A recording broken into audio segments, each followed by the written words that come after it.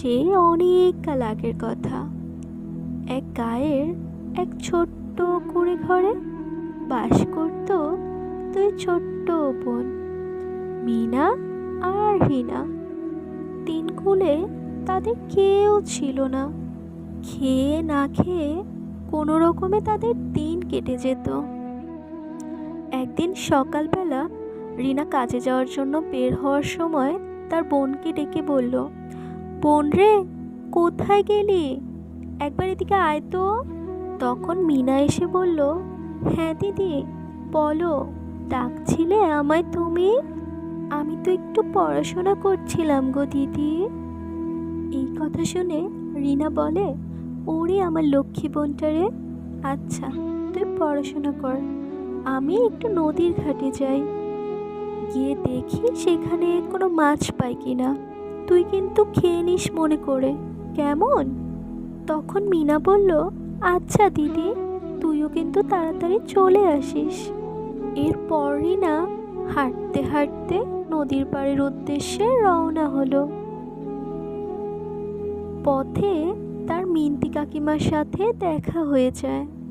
মিনতি কাকিমা রিনাকে দেখে বলে ওঠে, ও মা গো, সকাল সকাল তোর মতো অপয়া মেয়েকে দেখতে হলো আমায়। আজ তো মনে হচ্ছে আমার দিনটাই খারাপ যাবে। তখন রিনা বলল, কাকিমা এভাবে বলছো কেন গো? আমার যে খুব কষ্ট হয়। এভাবে বলো না গো কাকিমা, দোহাই লাগে তোমার। এই কথা বলে রিনা খুব কাঁদতে লাগলো। থাম তো বাবু, আমার সামনে মেলা ফ্যাস ফ্যাস করিস না, ভাল লাগে না আমার এসব, পোষায় না আমার।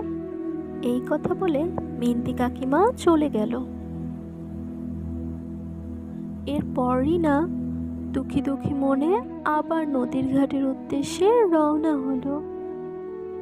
রিনা হাঁটতে হাঁটতে একসময় নদীর ঘাটে এসে পৌঁছে গেল। এরপর রিনা নদীতে জাল ফেললো। কিছুক্ষণ পর জাল উঠিয়ে ফেললো। উঠিয়ে দেখলো জালে কোনো মাছই ধরা পড়েনি।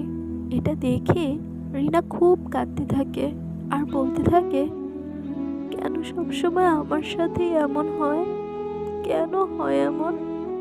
তখন রিনার কান্না শুনে জলের নিচ থেকে ভেসে ভেসে এক মৎস্যকন্যা উঠে আসলো। এরপর মৎস্যকন্যা রিনাকে জিজ্ঞেস করে, তুমি কাঁদছো কেন গো, তোমার কি হয়েছে?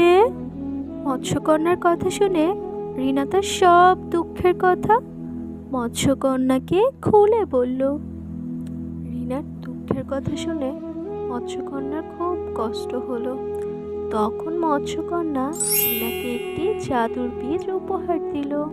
তারপর রিনা জাদুর বীজ নিয়ে খুশি খুশি মনে তার বাড়ির উদ্দেশ্যে রওনা হলো। এরপর রিনা তাদের উঠোনে জাদুর বীজটি লাগিয়ে ফেলল। পরদিন তারা এসে দেখলো তাদের উঠোনে ফুলকপি দিয়ে ভরে গেছে।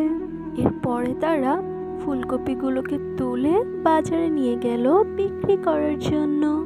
এভাবেই তাদের দুঃখের দিন শেষ হলো আর তারা হাসি খুশিতে জীবন কাটাতে লাগলো।